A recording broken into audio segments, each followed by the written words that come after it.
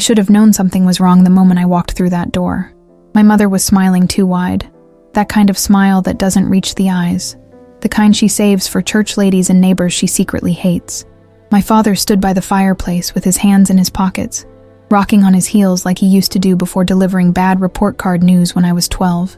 And Derek, my golden child brother, sat at the head of the dining table like he owned the place, which I guess in their eyes he always had. The house smelled like roasted turkey and lies. I had driven 3 hours after a 12-hour shift at the office. My feet were swollen in my heels. My blazer had a coffee stain I tried to hide with my scarf, and I had exactly $47 in my checking account until Friday. But it was Thanksgiving. Family was supposed to matter, right? That's what I kept telling myself during the entire drive. Mom hugged me at the door. It felt mechanical. Dad nodded from across the room. Derek didn't even look up from his phone. Nothing unusual. This was our normal. I was used to being the background character in their family portrait. We sat down to eat, and that's when the performance began. Mom passed the mashed potatoes with trembling hands, the kind of theatrical nervousness that signals an announcement. Dad cleared his throat 3 times. Derek finally put his phone down and leaned back in his chair with his arms crossed, wearing that smirk I had seen my entire life. The smirk that said he had already won something I didn't even know we were competing for. My mother spoke first. Her voice had that high-pitched, excited tone she used when talking about Derek's mediocre accomplishments. We have incredible news. Your father and I have decided to invest in Derek's future. We gave him $230,000 to start his business. Isn't that wonderful? The fork stopped halfway to my mouth. $230,000. I looked at Derek.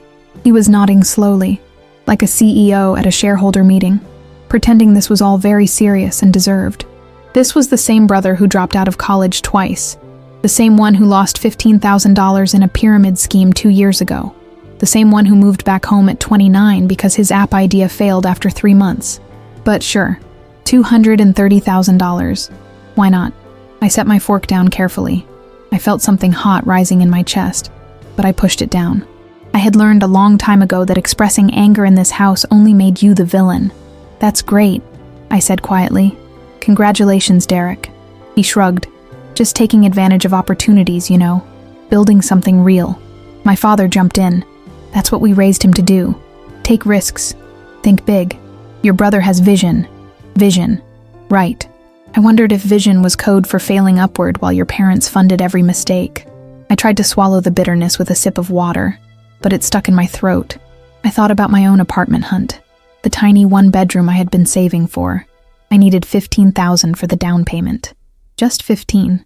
I had been eating ramen for months, skipping dinners with friends, taking on extra projects at work until my eyes burned from screen time. I had a spreadsheet, a 5-year plan. I had done everything they told me to do. Degree, job, responsibility. The words came out before I could stop them. Actually, I wanted to talk to you both about something. I'm looking at apartments, and I was wondering if you could help with the down payment. Just $15,000. I can pay you back within 2 years with interest. The temperature in the room dropped 20 degrees. My mother's smile vanished. My father's jaw tightened. Derek picked up his phone again, suddenly very interested in the screen. My mother spoke slowly, every word a little knife. You need to learn responsibility. Your brother is building something real, something that matters. My father nodded. Maybe if you weren't such a failure at planning your life, you wouldn't need to ask for handouts. Handouts. I stared at the turkey on my plate. The meat was dry. Everything in this house was dry. Void of warmth. Void of fairness. Void of love that wasn't conditional. Derek was smiling now. Not the polite kind. The victorious kind. I felt my hand grip the fork so hard my knuckles turned white. I looked around the dining room. Every single photo on the wall was of him. Derek at graduation. Derek at his first fake startup launch. Derek shaking hands with some local politician at a charity event my parents paid for him to attend. There wasn't a single picture of me. Not one. I had graduated summa cum laude. I had gotten promoted twice in 3 years. I paid my own rent, my own car, my own student loans that were crushing me month after month. I never asked for anything. Until today. And I was the failure. I took a breath, then another. I felt my hands start to shake, so I placed them in my lap where no one could see. I wouldn't give them the satisfaction of seeing me cry. I wouldn't give Derek another victory. I placed my napkin on the table. Slowly, deliberately, I stood up. My chair scraped against the hardwood floor, the sound too loud in the silent room. I need to go. My mother's voice followed me as I grabbed my coat from the rack. Don't be so dramatic. We're just being honest with you. Honest. Sure. I walked out the door and closed it softly behind me. I didn't slam it. I didn't scream. I didn't throw anything. I just left. And as I sat in my car in their driveway, hands gripping the steering wheel, staring at the warm light glowing through their windows, I made a decision. I was done. But they didn't know that yet. Nobody did. The first call came 3 days later. I was at my desk, halfway through a quarterly report that was already 2 hours overdue. My phone buzzed. Mom. I watched it vibrate against the wooden surface, the screen lighting up with her name like an accusation. I let it ring until it stopped. Then I picked up the phone, opened her contact, and pressed block. One tap. Done. It felt like cutting a rope I had been hanging from my entire life. My father called an hour later. Block. Derek tried the next morning. Block. It was that simple, and that permanent. I went through my social media that night. Every family photo, every tagged post from holidays I forced myself to attend, every comment from my mother that was really a disguised criticism. Delete. Untag. Remove. My Instagram feed looked empty afterward. Cleaner. Like I had finally taken out trash I had been hoarding for years. By the weekend, I felt lighter. My coworker Jennifer noticed at Monday morning coffee. She said I looked different, not tired for once. I smiled and told her I had been sleeping better. It wasn't a lie. For the first time in months, I wasn't waking up at 3 a.m. wondering why I wasn't enough for them. The voicemails started piling up. I never listened to them fully, just enough to get the tone. My mother's voice, always the same. Disappointed, confused, slightly annoyed that I wasn't playing my part anymore. Sweetheart, don't be so dramatic. Call us back. Your father is worried. No, he wasn't. We're family. You can't just stop talking to us. Watch me. Derek left one too. It was short. Come on. Don't be a baby about this. Delete. 2 weeks before Christmas, my mother tried a new strategy. She texted from a number I didn't recognize. It took me a second to realize it was her. Your grandmother keeps asking about you. She doesn't understand why you're not coming for Christmas. You're breaking her heart. I stared at the message for a long time. Grandma. The one person in that family who ever looked at me like I mattered. They knew exactly what they were doing, using her as a weapon. I typed back slowly, deliberately. I'll call Grandma directly, but I won't be there for Christmas. I didn't explain, didn't justify, didn't give them anything to argue against. Then I blocked that number too. December arrived with snow and silence. My apartment was quiet. I worked through most of the holiday parties, volunteering for shifts nobody wanted. It gave me an excuse, but truthfully, I didn't need one. I just didn't want to be anywhere that reminded me of them. Christmas morning came. I woke up in my small apartment to the sound of nothing. No chaos, no forced cheerfulness, no sitting at a table where I was invisible. Just me, a cup of coffee, and the view of snow falling past my window. I thought I would feel sad, lonely maybe, but sitting there in my oversized sweater with my laptop open, working on a proposal that could change my career, I felt something else entirely. Peace. I worked for 3 hours straight. No interruptions. No passive-aggressive comments about how I should be spending my time. No watching Derek get praised for doing the bare minimum while I broke myself trying to earn a fraction of their approval. Around noon, my cousin Lisa texted me. She was at my parents' house. Hey, everyone's asking about you. Your mom looks stressed. What happened? I typed back carefully. Family stuff. I'm taking some space. Hope you have a good holiday. She responded immediately. Okay, but FYI, your brother looks miserable. I heard his business thing isn't going well. Your dad looked pissed when someone asked about it. I read that message twice. His business wasn't going well. The $230,000 investment. Already failing. I should have felt vindicated, angry, something. Instead, I just felt tired. Tired of caring about their choices. Tired of waiting for karma to do what I could have told them would happen from the start. I saved that information somewhere in the back of my mind and went back to work. January hit like a reset button. I joined a gym near my office. Not for them. For me. Every morning at 6, I was there, hitting the treadmill until my legs burned and my mind went blank. On bad days, when I could still hear my father calling me a failure, I went to the boxing class. The instructor taught me how to throw a proper punch, how to put my whole body into it, how to aim. I pictured that dining room table every single time my fist connected with the bag. Work became my sanctuary. I took on every project nobody wanted. I stayed late. I came in early. My manager noticed. She called me into her office on a Friday afternoon, and I thought I was in trouble. Instead, she offered me a position on a new team, higher visibility, more responsibility, 20% salary increase. I said yes before she finished the sentence. My coworkers wanted to celebrate. We went to a bar downtown, the kind with exposed brick and overpriced cocktails. They toasted to my success, asked me questions about my life, actually listened when I answered. These people barely knew me, and they were treating me better than my family ever had. I went home that night and stood in my apartment, looking around at the life I built with my own hands, the cheap furniture I assembled myself, the art prints I saved up for, the bookshelves full of things I actually cared about. It wasn't much, but it was mine. My phone sat on the counter, silent. No new blocked calls in days. Maybe they finally got the message. Maybe they were talking about me at their dinners, wondering where they went wrong. Or maybe they were just relieved they didn't have to pretend anymore.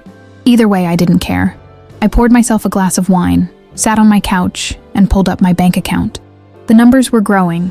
Slowly, painfully, but growing. I had a plan. I had always had a plan. The difference now was that it was mine alone. No one to disappoint. No one to prove wrong. Just me, building something real. Something that actually mattered. And I was doing it in complete, deliberate, powerful silence. 6 months changes everything. I learned that standing on stage at the Hilton Conference Center in downtown Chicago, accepting an award I didn't even know I was nominated for, Industry Leader Under 35. My manager was crying in the audience. My team was cheering, and I was holding a glass plaque that reflected the spotlight back into my eyes. I had made it, not because someone gave me money, not because someone believed in me, because I worked until my eyes burned and my back ached and my coffee addiction became a running joke at the office. The promotion came 2 weeks after that. Senior director, corner office, salary that made me check my bank account 3 times to make sure the decimal point was in the right place. I bought my first real piece of furniture, a leather couch that didn't come in a box with an Allen wrench. I hung actual art on my walls. I went to dinner without checking prices. For the first time in my adult life, I could breathe. My new apartment had floor-to-ceiling windows. I would stand there some mornings with my coffee, watching the city wake up below me, and think about that Thanksgiving dinner, that dining room, those words. Failure. The word had haunted me for months. Now it just felt small, irrelevant, like an opinion from people whose judgment I no longer valued. I hadn't heard from them since February. 7 months of perfect silence. I had started to believe they finally understood I was serious. Then my phone rang. Unknown number. I usually didn't answer those, but I was expecting a call from a client. I picked up. Hello? Silence for a beat. Then her voice. Sweetheart. It's Mom. My entire body went rigid. I was standing in my kitchen, and suddenly the room felt smaller. The coffee in my hand went cold. I got your new number from your cousin. I hope you don't mind. I minded, but I didn't say anything. I just waited. She cleared her throat. That nervous sound I remembered from childhood, right before she asked me to do something I didn't want to do. We've been trying to reach you. It's been so long. Your father and I, we've been worried. Worried. Sure. I still didn't speak. Let her fill the silence. Let her work for this. Look, I know we had that disagreement at Thanksgiving, but family is family. We need to talk about something important. There it was. The need. They didn't call because they missed me. They called because they wanted something. What is it? I said flatly. She exhaled. The sound crackled through the phone. It's about Derek. His business didn't work out. He lost everything. All of it. The $230,000. Gone. I closed my eyes.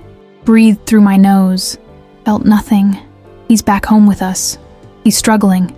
Depression, the doctor says. He won't leave his old room. Your father and I are trying to help him, but it's been difficult financially. Financially. I knew where this was going before she said it. And your father had a health scare last month. Heart issue.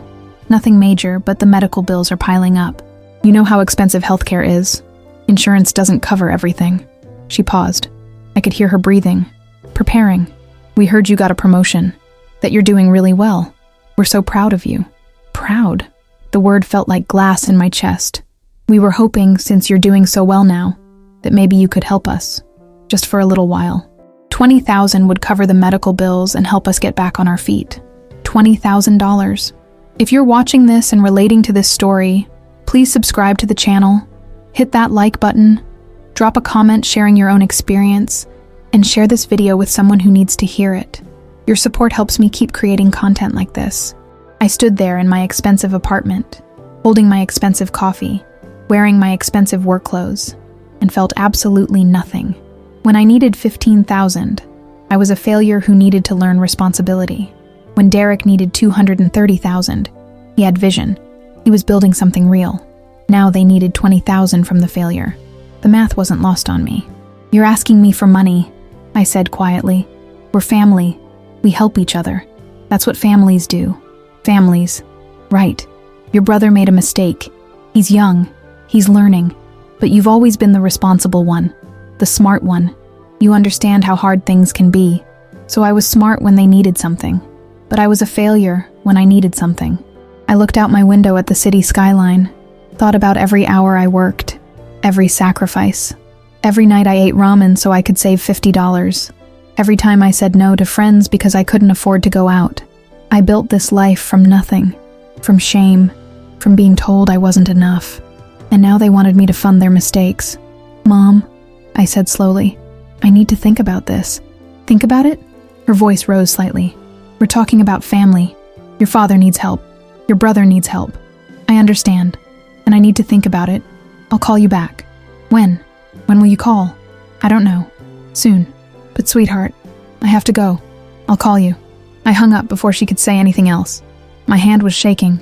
I set the phone down on the counter like it was contaminated, like it carried a disease I had finally recovered from. I walked to my couch, sat down, stared at the wall. I had the money. That was the thing. I had exactly 23,000 in my savings right now. I could help them, technically. But this wasn't about ability. This was about principle. They threw me away when I needed them. Called me a failure for asking for help. Made me feel worthless at a table where I should have felt loved. And now they wanted me to save them. I sat there for an hour, maybe longer. The sun moved across my apartment, casting long shadows on the hardwood floor. My phone stayed silent on the counter. They were probably waiting, expecting me to call back quickly, expecting me to do what I always did, be the responsible one, the one who fixed things. But something had changed in those 7 months of silence. I had learned what I was worth, and it was more than being their backup plan. I bought the stationery on a Tuesday. Real paper. The expensive kind with weight to it. Cream-colored with a subtle texture. The kind of paper you use when words need to carry permanence. I sat at my dining table that night with a pen in my hand, staring at the blank page for 20 minutes before I wrote the first word. This needed to be perfect. Not angry, not emotional, just honest. Cold, clear, and final. I wrote 3 drafts, crossed out sentences, started over, the wastebasket filled with crumpled attempts. But by midnight, I had it. The letter that would end everything. I read it one last time by the light of my desk lamp. My handwriting was steady, firm. Every word exactly what I needed to say. "Mom and Dad, you asked me to help with $20,000. I have that money. I earned it through the responsibility and planning you said I lacked. When I needed 15,000 for my future, you called me a failure. You gave Derek 230,000 without hesitation. The message was clear. I wasn't worth investing in. I learned that lesson well. I'm not sending money, not because I'm cruel, but because I'm finally valuing myself the way you never did. You taught me I had to earn everything alone, so I did. And now those earnings are mine. Derek can rebuild his life the same way I built mine, without your money enabling his mistakes. I hope you find the help you need, but you won't find it from the daughter you treated as less than. I wish you well from a distance." I signed my name at the bottom. No love, no regards, just my signature. I folded the letter carefully, slid it into an envelope, and wrote their address in the same steady handwriting. I didn't include a return address. There was nothing left to return to. The next morning, I dropped it in the mailbox outside my office building, watched it disappear into the slot, felt the weight lift off my shoulders with every step I took away. It would arrive in 3 days, maybe 4. I didn't wait by the phone to see their reaction. I already knew. Anger, disbelief, probably another round of calls and texts trying to guilt me into changing my mind. But I had said everything I needed to say. There was nothing left to discuss. 2 weeks later, my cousin Lisa texted me again. "Family dinner at your parents' house tonight. Everyone's asking about you. Your mom looks really stressed. Are you okay?" I stared at the message, pictured that dining room, the table where I was never enough, the faces that watched me leave and didn't stop me. "I'm fine. I'm just not part of that anymore." She sent back 3 question marks. I didn't explain. People who hadn't lived it wouldn't understand. And I was done justifying my boundaries to people who never had to set any. But I heard what happened through the family grapevine anyway. Cousin Lisa couldn't help herself. She called me a week later. "So apparently your parents are telling everyone you abandoned them, that you're too successful now to care about family. Your brother barely said anything the whole dinner. Just sat there looking miserable." I listened without comment. Your aunt asked where you were, and your mom just said you were too busy with work. But I could tell she was embarrassed, like she didn't want to admit what really happened. Good. Let them be embarrassed. Let them sit with the consequences of their choices. "I heard she got your letter," Lisa added quietly. "She won't talk about it, but your dad looked furious for days." I thanked her for the update and ended the call. I wasn't interested in their anger, their embarrassment, their excuses. I was interested in my own peace. Friday night came with an invitation I almost declined. My team wanted to celebrate another successful quarter. Rooftop bar downtown. The kind with string lights and a view of the skyline that made you feel like you were on top of the world. I went. We claimed a table near the edge, the city spreading out below us in a grid of lights and possibility. My coworkers were laughing, sharing stories, including me in conversations like I had always belonged there. Jennifer raised her glass. "To the best team lead we've ever had." "Seriously, you've changed everything." They clinked glasses. I smiled. A real one this time. These people knew me for my work, my ideas, my dedication. They didn't know the girl who sat at that Thanksgiving table feeling invisible. They didn't know the daughter who was called a failure for asking for help. They knew the woman I became when I stopped waiting for permission to be enough. My phone buzzed on the table. The screen lit up. Mom calling. Everyone at the table glanced at it, then at me. I picked up the phone, looked at the name for a long second, and placed it face down on the table without answering. The buzzing stopped. Jennifer gave me a knowing look. "Family?" I shrugged. "Used to be." She nodded. Didn't push. Just raised her glass again. "To chosen family." Everyone echoed her. "To chosen family." I lifted my glass and felt something I hadn't felt in years. Not happiness, exactly. Something quieter, deeper. Freedom. The kind that comes from realizing you don't owe your peace to people who never valued it. You don't owe explanations to those who never listened. You don't owe forgiveness to those who never apologized. You just owe yourself the life you fought for. My phone buzzed again. Same name. I didn't even look this time. Just took a sip of my drink and watched the city lights blur into something beautiful. They wanted me to be the bigger person. So I became someone so big I didn't fit in their small, conditional version of family anymore. And you know what? I had never felt more whole in my entire life.